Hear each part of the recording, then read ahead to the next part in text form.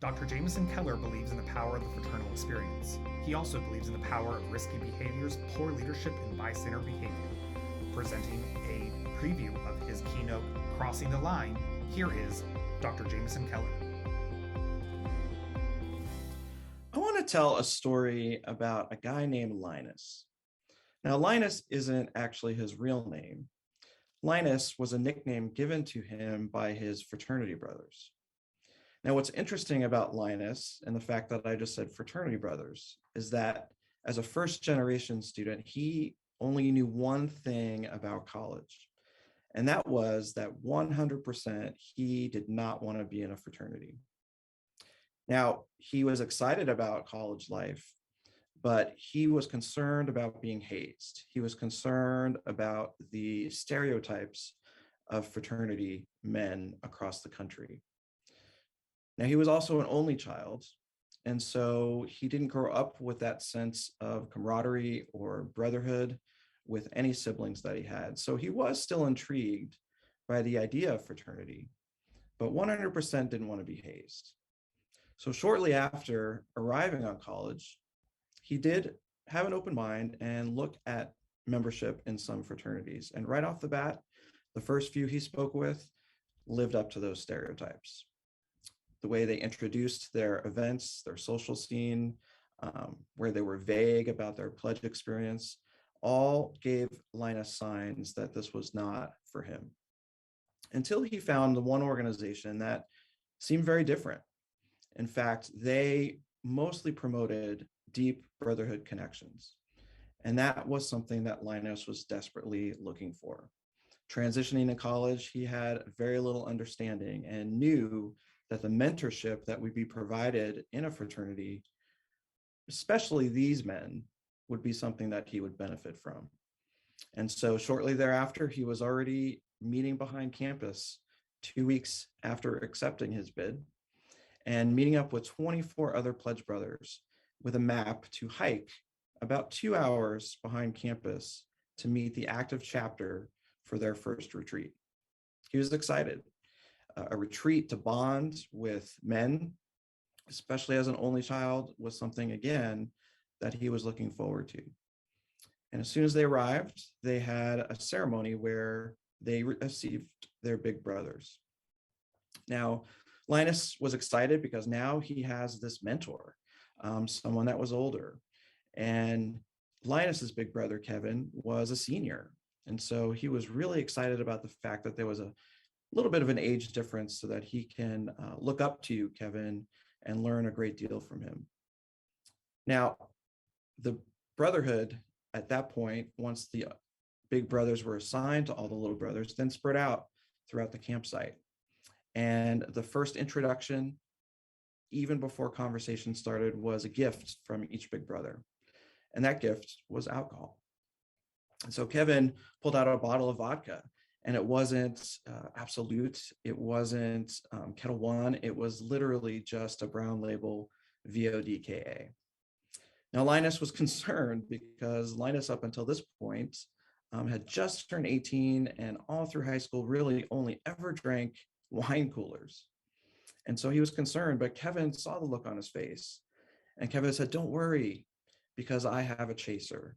And he pulled out a bottle of Sunny Delight, thinking that it was orange juice, but of course it's not. It's some strange punch you can get at, I think, Costco. And so he mixed that up. And of course, Linus wanted to impress his big brother. So he didn't give any sort of sign that he was hesitant about drinking. And so he drank. And after some time, the chapter got back together around the campfire and they were all spread around. And so Linus, of course, was sitting next to his big brother, Kevin, who was to his right. And then he looked to his left and he saw that the president was there. And the president looked down and said, "Hey, have you ever drank a bottle of Southern Comfort?" And of course, he said yes, because he wanted to impress upon the president, but he had no idea what it was. And so the president poured some in his cup and he drank it and just pretended to sip all the rest of the way. But he didn't know that all along the entire chapter knew that he, the president, was pouring more and more into his cup. until the president made the announcement that this pledge finished the entire bottle of Southern Comfort. Now, applause erupted. In fact, it was really feeling good to Linus, because it was the first time that he really felt a connection to this brotherhood, because they all were paying attention to him and congratulating him on something that he didn't even know that he did. He didn't even know that that was an important thing to accomplish. Later on, he passed out right by the fire. And he woke up the next day and he remembered three things. He couldn't move, he didn't know where he was, and he was very cold.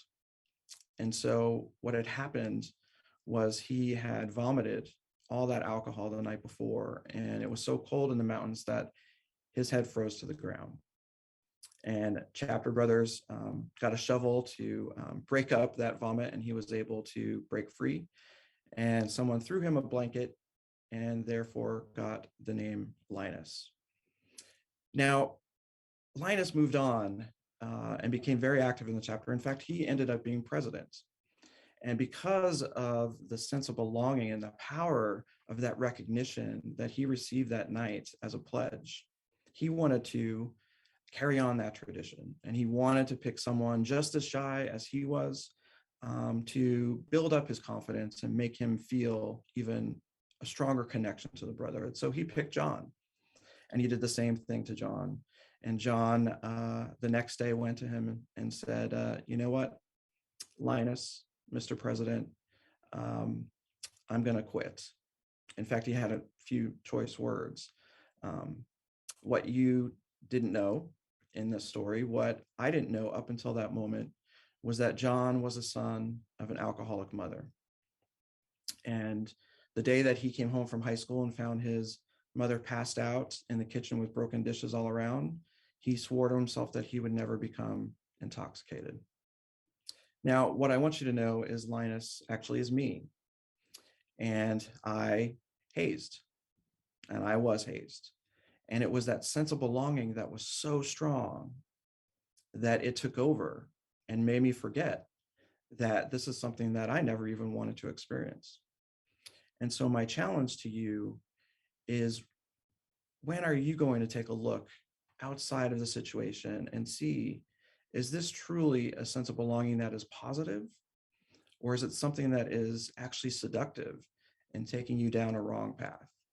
Is that sense of belonging so clouded that you will allow inappropriate activities in your organization to harm others, especially in situations like mine, where John, it wasn't known that he had this hidden background, this secret background, and the damage that I ended up recreating for him is something that I could never take away.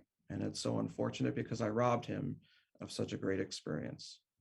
And so I challenge you to think about the power of that sense of belonging so that you do not cross the line like I did.